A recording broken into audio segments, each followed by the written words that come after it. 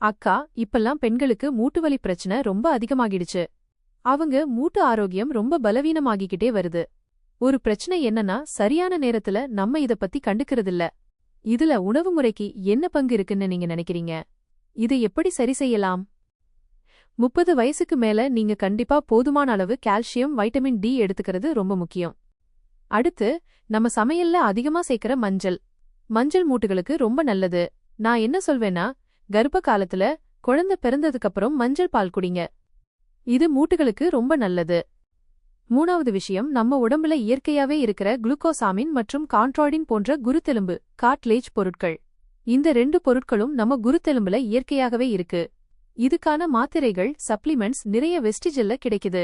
இந்த மாத்திரைகளை நீங்க எடுத்துக்கிட்டா வலி, வீக்கம் குறையும்.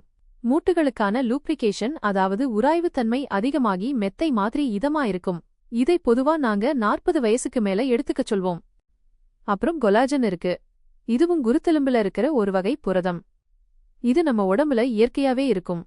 ஆனாலும் இத மாத்திரை வடிவத்துல எடுத்துக்கணும்னு நீங்க நினைச்சா தாராளமா எடுத்துக்கலாம். ஆக, இந்த விஷயங்கள்ல நீங்க ரொம்ப கவனமா இருக்கணும்.